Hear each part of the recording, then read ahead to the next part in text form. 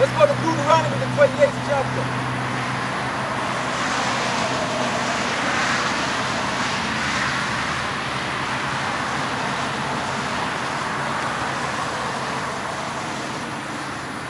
Deuteronomy 28, verse 47.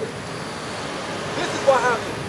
Remember, we made a covenant with the Lord that we will walk in his statutes, right? And his commandments, his judgments, right? And we also will worship him and him only. And there's no other power but Yahweh for Hashem Yahweh. There's no other power but him. Understand, the creator of heaven and earth, the power of Abraham, Isaac, and Jacob. No other God but him. Alright? But what did we do to end up in the condition we're in? Deuteronomy 28:47. Because thou servest not the Lord thy power with joyfulness and with gladness of heart for the abundance of all things. That's right, we had things abundantly, man. We had all things abundantly. Alright? Do that again. Because thou servest not the Lord thy power with joyfulness and with gladness of heart for the abundance of all things, therefore shalt thou serve thine enemies, which the Lord shall send against thee in hunger, and in thirst, and in nakedness, and in the want of all things. Right? Even if you need toilet paper, you got to go to your enemy to get it. Anything you want, you got to go to your enemies to get it. Alright? If you want electricity in your house, you got to go to your enemy. You want water, when you turn on that faucet, you got to go to your enemy. You want food, you got to go to your enemy. Understand? We own nothing here. We don't own a damn thing. Understand? We own nothing. We have to rely upon our enemies for everything we want. That to show you the condition we're in. When you have to rely on your enemy for the want of all things, y'all are in trouble. Understand? Y'all are in trouble when you got to rely upon your enemies for the want of all things. Understand? It says, therefore shalt thou serve thine enemies, which the Lord shall send against thee in hunger, and in thirst, and in nakedness, and in want of all things. And he shall put a yoke of iron upon thy neck until he have destroyed thee. The Lord shall bring a nation against thee from far, from one end of the earth, as swift as the eagle flying, a nation whose tongue thou shalt not understand. Alright? A nation of fierce countenance, which shall not regard the person of old, nor show favor to the young. Alright? Let's go to verse 65. Reading the Bible. That's a good man. Yes, it is. Yes, sir. Verse 65.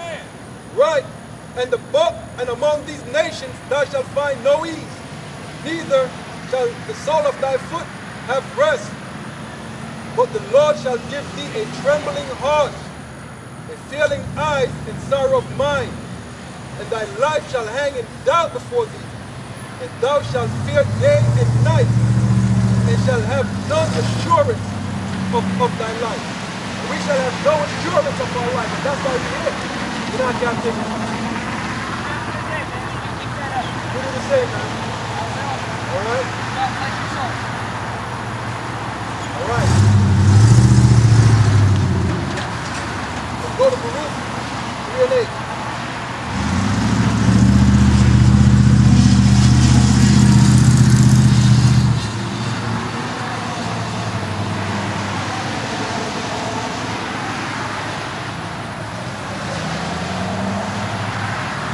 Because the Lord put us in our captivity, right? Let me read that again.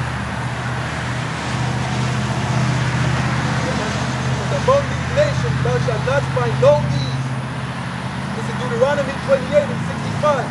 Among these nations thou shalt find no ease, neither shall the sole of thy foot have rest. But the Lord shall give thee a trembling heart, and failing eyes, and sorrow of mind, and thy life shall hang in doubt before thee. And thou shalt fear day and night, and shall have none assurance of life. Right? And I know we all are going through that right now, man. We all are fearing day and night, and we have no assurance of life. No assurance of life. But like I said, I read earlier, right? We rely on our enemies for the want of all things. Anytime our enemies choose to cut all that stuff off, y'all are in trouble. Y'all are in trouble. Anytime your enemy choose to cut off your welfare, you're in trouble. You choose to cut off your electricity and your water, you're in trouble. Alright? We're in trouble. We have no assurance of life over here, man. Understand? We have no assurance of our life. Understand? Up to this very day, that shows you that we're still in our captivity. Let's go to Baruch 3 and 8. But behold, we're yet this day in our captivity, where thou hast scattered us for a reproach and a curse, and to be subject to payments. Understand? We're still this day in our captivity. So if you're making payments, man, you're still in our captivity. Understand? Look at called bywords and proverbs in this society. What is that telling you? What is that telling you? Still in our captivity. Alright?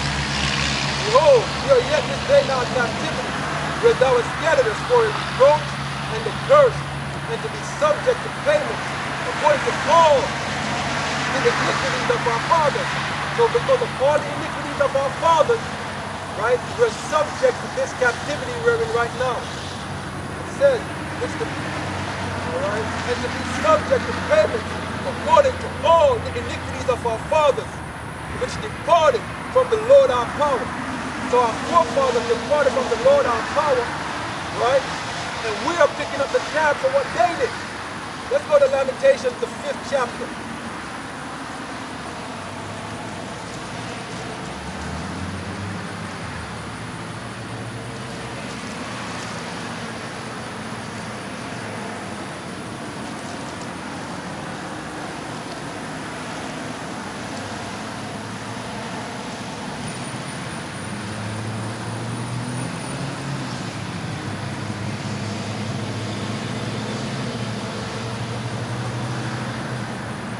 Lamentation, 5th chapter, 7th verse. Our fathers have sinned and are not, as I read earlier. Understand in Baruch 3 and 8. Our fathers have sinned, right?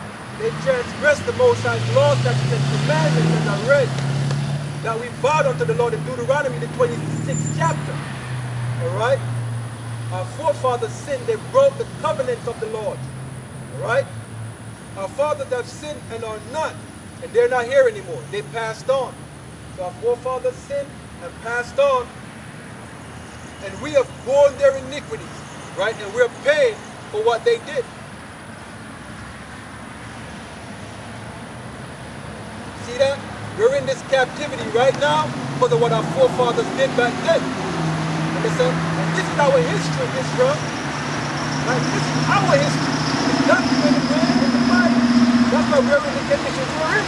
Why? Because our forefathers have sinned and have transgressed the Most High laws. That's why we, right, we go in their iniquities. We're paying for that. Understand? Verse 8, servants have ruled over us. Servants rule over us, man, because all these heathens were created to be servants. Understand? From Esau, which is the so-called white man, he's our servant. Right? He's our servant. He's ruling over us. The Arabs, the African, the Chinese, all of them are ruling over us right now. We're at the bottom.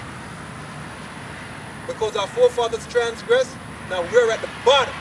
No matter what nation we're in, no matter where we at, what landmass we're at the bottom of society. All right? Their servants have ruled over us. There is none that does deliver us out of their hands. And nobody deliver us out of their hands. No one has delivered us out of their hands. The Black Panthers tried, Marcus Garvey tried, Malcolm X tried. Understand? And the list go on and on. But we still this day in our captivity according to Baruch 3 and 8. Matter of fact, let's go to Baruch, 4th chapter.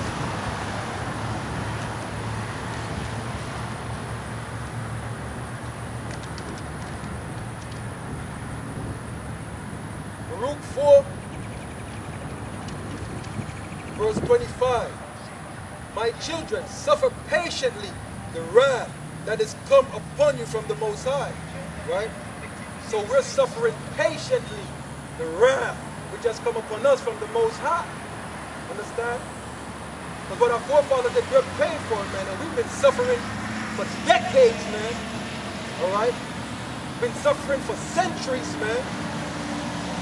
And still suffering to this very day. Right? We're suffering patiently because no one has delivered us. But we got a deliverer coming. The Lord Yahweh Shai is returning to deliver his people out of bondage. Understand? We're going to be delivered when our Lord Yahweh Shai returns, the one who you ignorantly called Jesus Christ.